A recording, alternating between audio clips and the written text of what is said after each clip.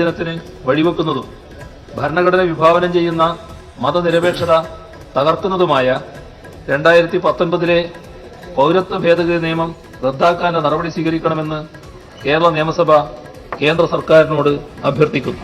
പൗരത്വ ഭേദഗതിയുമായി ബന്ധപ്പെട്ട് ഇപ്പോൾ നാം അംഗീകരിക്കുന്ന പ്രമേയം ചരിത്രത്തിന്റെ ഏടുകളിൽ സ്ഥാനം നേടുമെന്ന് ഉറപ്പാണ്.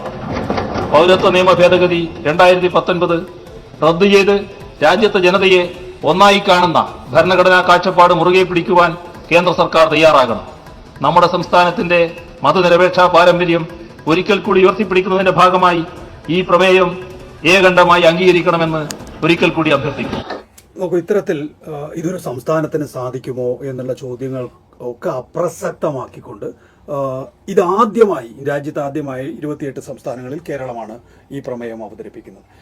എന്താണ് ഈ ജസ്റ്റർ കൊണ്ട് അല്ലെങ്കിൽ ഈ പറയുന്ന ഈ പ്രമേയം കൊണ്ട് നമ്മൾ ഉദ്ദേശിക്കുന്നത്?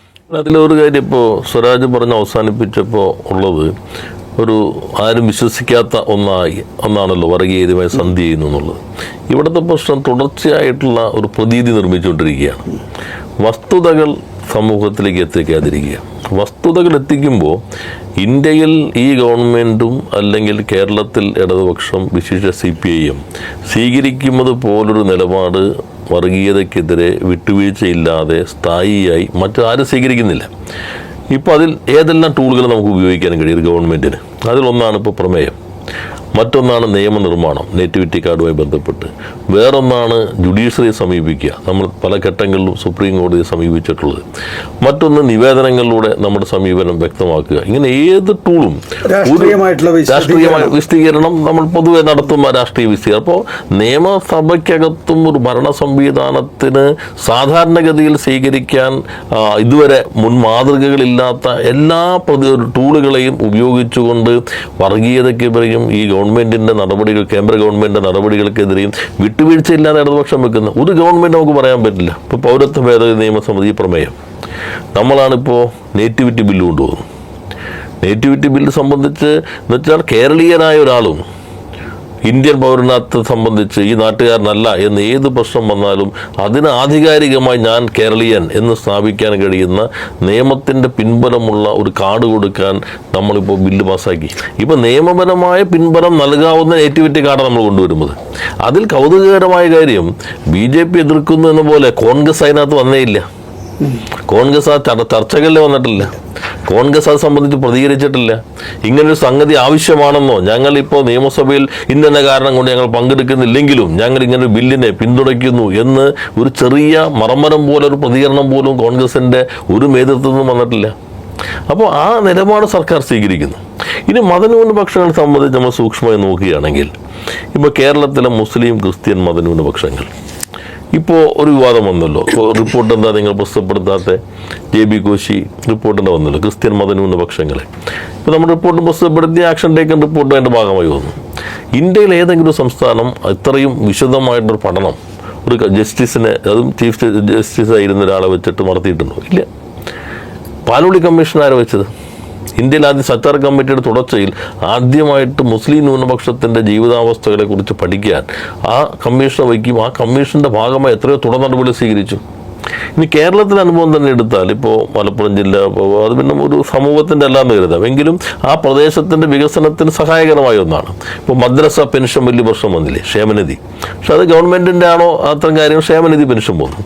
ഇപ്പോൾ ഹജ്ജ് ഹൗസ് കോഴിക്കോട് പാലോളി ആയിരിക്കും ഹജ്ജ് ഹൗസ് കൊണ്ടുപോകുന്നു.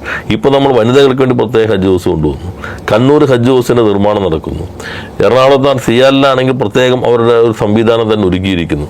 ഇങ്ങനെ ചെറിയ കാര്യം നോക്കിയാലും വിശാലമായ രാഷ്ട്രീയ നിലപാടും ഭരണപരമായ നിലപാട് സ്വീകരിച്ചാലും മതന്യൂനപക്ഷ താല്പര്യങ്ങൾ സംരക്ഷിക്കുന്നത് ഒരു ഗവൺമെന്റിന്റെ ഇടതുപക്ഷത്തിന്റെ ഉത്തരവാദിത്തമാണ്. ഏത് മതന്യൂനപക്ഷമാകാം. ചിലർ പറയും ഇവർ ഇടതുപക്ഷമാണ് ഞങ്ങളെ സംരക്ഷിക്കാൻ വരുന്നത്. അങ്ങനെ സംരക്ഷകരുടെ റോള് വേണ്ട. ഇതാണ് ജമാഅത്ത് ഇസ്ലാമി പോലെയുള്ള ആളുകളുടെ ഒരു പ്രചരണം എന്നുള്ളത്. യഥാർത്ഥത്തിൽ മതനിരപേക്ഷതയെ സംരക്ഷിക്കാനായിട്ട് എല്ലാവരും ചേർന്നുള്ള ഒരു പ്രവർത്തനമാണ് വേണ്ടത്. ന്യൂനപക്ഷം എത്ര സംഘടിച്ചാലും ന്യൂനപക്ഷമായിരിക്കും. ന്യൂനപക്ഷം എന്ന നിലയിൽ മാത്രം സംഘടിക്കുന്നത് ഭൂരിപക്ഷത്തിനകത്തുള്ള വർഗീയവാദ ചിന്ത ശക്തിപ്പെടുത്താൻ ഉപകരിക്കുകയും ചെയ്യും. ന്യൂനപക്ഷവും ഭൂരിപക്ഷത്തിനകത്തുള്ള മതനിരപേക്ഷവാദികൾ, പൊതുവെ മതനിരപേക്ഷ സമൂഹവും ഒന്നിച്ചു ചേർന്ന് നിന്നുകൊണ്ട് മാത്രമേ ന്യൂനപക്ഷത്തെ തന്നെ ഇല്ലാതാക്കാൻ ശ്രമിക്കുക കൂടി ചെയ്യുന്ന ഈ വർഗീയതയെ, ഭൂരിപക്ഷ വർഗീയതയെ ഇതിനെ പ്രതിരോധിക്കാൻ കഴിയുകയുള്ളൂ. ഇപ്പോൾ 370 പറഞ്ഞല്ലോ, അന്ന് യഥാർത്ഥത്തിൽ ആദ്യം അങ്ങോട്ട് പോകാൻ തയ്യാറായ ആൾ CPM-ൻ്റെ ജനറൽ സെക്രട്ടറി, അന്നത്തെ ജനറൽ സെക്രട്ടറി സീതാറാമാണ്. സീതാറാം പോയി വിമാനം അവിടെ ചെന്നിട്ട് പുറത്തേക്ക് ഇറങ്ങാൻ അനുവദിച്ചിട്ടില്ല. അന്ന് പാർലമെന്റിൽ അവിടെ രാജ്യസഭയിൽ കോൺഗ്രസിന്റെ നേതാവ് ഉണ്ടായിരുന്നു. അത് ഇപ്പോൾ കോൺഗ്രസിന്റെ ഒപ്പമില്ല, ഗുലാം നബി ആസാദ്. ഈ സ്വരാജ് പറഞ്ഞ പോലെ പല തെരഞ്ഞെടുപ്പിലും പിന്നെ ഇദ്ദേഹത്തിന്റെ പേര് ഒരു മുസ്ലിം പേരായതുകൊണ്ട് മറ്റ് സ്റ്റേറ്റിലേക്കൊന്നും വിടാതിരുന്ന ആളാണ്. പക്ഷെ അദ്ദേഹം പോലും അങ്ങോട്ട് പോയിരുന്നില്ല. അപ്പോൾ ആ ഘട്ടത്തിലും പാർട്ടിയുടെ വലുപ്പത്തിനേക്കാൾ അപ്പുറത്തേക്കൊരു നിലപാടിൻ്റെ കരുത്തുകൊണ്ടും പ്രതിബദ്ധത കൊണ്ടും പോയത് CPM-യുടെ ജനറൽ സെക്രട്ടറിയാണ്. ആദ്യം കോടതിയെ സമീപിക്കുന്നത്, സുപ്രീം കോടതിയെ സമീപിക്കുന്നത് CPIM-ആണ്. അപ്പോൾ അത് കേന്ദ്ര സമീപനമായാലും ഇവിടെ കേരളത്തിലായാലും ഒരു ഉറച്ച നിലപാട് സ്വീകരിക്കാൻ കഴിയുന്നു എന്നുള്ളതാണ്.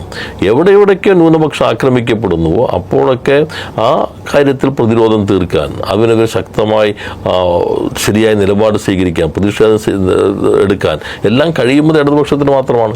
ഗവൺമെൻറ്റിൻ്റെ പ്രവർത്തനങ്ങൾ നോക്കിക്കഴിഞ്ഞാൽ ഈ ഗവൺമെൻറ്റിൻ്റെ പ്രവർത്തനത്തിൽ വസ്തുതാപരമായി ഇന്ന കാര്യത്തിൽ തെറ്റ് ചെയ്തു എന്ന് പറയാവുന്ന ഒരു കാര്യവും ചൂണ്ടിക്കാണിക്കാനേ കഴിയുന്നില്ല. എന്നാൽ തെറ്റായ നുണകൾ ഇങ്ങനെ പ്രചരിപ്പിച്ചുകൊണ്ടിരിക്കുന്നു. നുണകളുടെ തുടർച്ചയായ നിർമ്മാണം വഴി ഒരു ഇടതുപക്ഷം എന്നുള്ളത് മുസ്ലിം ന്യൂനപക്ഷ വിരുദ്ധമാണ് എന്ന് സ്ഥാപിക്കാനാണ് ഈ കൂട്ടർ ശ്രമിച്ചുകൊണ്ടിരിക്കുന്നത്.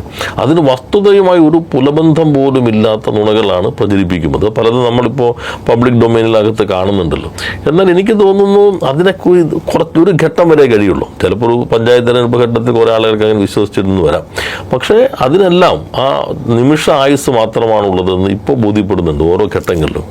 ഇപ്പോൾ നേറ്റിവിറ്റി ബില്ലാകാം, പിന്നെ സെൻസസ് വരുമ്പോൾ അത് പൗരത്വ ഭേദഗതി നിയമമായിട്ടോ അല്ലെങ്കിൽ നാഷണൽ പോപ്പുലേഷൻ രജിസ്റ്ററുമായോ ബന്ധപ്പെടുത്തില്ല എന്ന് വിജ്ഞാപനം, ഗവൺമെൻറ് ഉത്തരവ് പുറപ്പെടുവിച്ചു ഒറ്റ സംസ്ഥാനമുള്ളൂ ഇന്ത്യയിൽ. ഇതൊന്നും വിസിബിലിറ്റി വരുന്നില്ല, വേറൊരു സംസ്ഥാനം ചെയ്തിട്ടില്ല. ഈ പൗരത്വത്തെക്കുറിച്ചുള്ള ആശങ്കകൾ വരുമ്പോൾ ഈ വരാനിരിക്കുമ്പോൾ സെൻസസ് അതിൻ്റെ ഒരു ആയുധമായി മാറുമോ, SIR-ൻ്റെ തുടർച്ചയിൽ വരുന്നു എന്ന ഭീതി നിലനിൽക്കുമ്പോൾ ഒരു ഗവൺമെൻറ്, സംസ്ഥാന ഗവൺമെൻറ് അവർക്ക് അധികാരമുണ്ടോ ഇല്ലയോ എന്നതിനെ ചർച്ച ചെയ്ത് അതിനപ്പുറത്തേക്ക് തന്നെ ഇവിടെ ഇത് ബാധകമാകില്ല എന്ന് മുഖ്യമന്ത്രി നടത്തിയ പ്രസംഗം സർക്കാരിൻ്റെ ഉത്തരവിലൂടെ ആധികാരിക രേഖയായി പുറത്തേക്ക് വന്നു കഴിഞ്ഞു. ഈ നിലപാടുകൾ സമൂഹത്തിലേക്ക് എത്താതിരിക്കാൻ ബോധപൂർവമായ ശ്രമം നടക്കുന്നു എന്നാണ് നാം മനസ്സിലാക്കേണ്ടത്. ഇത് നമുക്ക് നടപ്പാക്കില്ല എന്ന് പറയാം, അത് രാഷ്ട്രീയമാണ്. പക്ഷെ നടപ്പാക്കാതിരിക്കാൻ ഒരു സംസ്ഥാനത്തിന് കഴിയുമോ എന്നുള്ളത് ആണ് ഏറ്റവും പ്രധാനപ്പെട്ട കാര്യം. സ്വരാജ്, അതിനൊരു രാഷ്ട്രീയ ഇച്ഛാശക്തി മാത്രം മതിയാകുമോ? രാഷ്ട്രീയ ഇച്ഛാശക്തി അല്ലെ പറയാറുണ്ട് സാധാരണ, മനുഷ്യരുടെ ഇച്ഛാശക്തി മഹാപർവ്വതങ്ങളുടെ പോലും ഗതി മാറ്റും എന്നൊക്കെ പറയാറുണ്ട്. രാഷ്ട്രീയ ഇച്ഛാശക്തി പ്രധാനമാണ്, അതുണ്ടാവുക എന്നത് പ്രധാനമാണ്. ആ രാഷ്ട്രീയ ഇച്ഛാശക്തിയുടെ പിന്നിൽ ജനങ്ങളെ ആകെ അണിനിരത്താൻ കഴിയുമ്പോഴാണ് നമുക്ക് അസാധ്യമെന്ന് കരുതുന്ന പലതും നേടിയെടുക്കാനാവുക.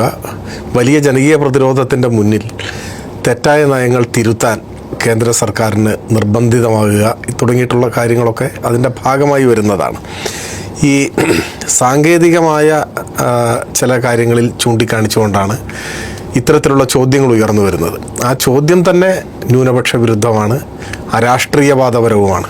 കാരണം ഏതെങ്കിലും ഒരു ചെറിയ കാര്യത്തിലുള്ള നിയമപരമായ പ്രശ്നം പോലെയല്ല ഇത് തലമുറകളായി ഇവിടെ ജനിച്ചു വളർന്ന ആളുകളെ സംബന്ധിച്ചൊരു സുപ്രഭാതത്തിൽ ഒരു നിമിഷാർത്ഥത്തിൽ അവർ ഈ രാജ്യക്കാരല്ല, അവരുടെ പൗരത്വം തെളിയിക്കണം, അതിന് രേഖ വേണം, അവർ ഇന്ത്യ വിട്ടു പോകണം, അല്ലെങ്കിൽ അവർ ഈ ജയിലിലേക്ക് പോകണം എന്നൊരു നിലപാട് സ്വീകരിക്കുമ്പോൾ അവിടെ മറ്റ് സാങ്കേതികമോ അല്ലെങ്കിൽ മറ്റേതെങ്കിലും തരത്തിലുള്ള തലനാരിഴ കീറിയ ചർച്ചകൾക്കോ പ്രസക്തിയില്ല.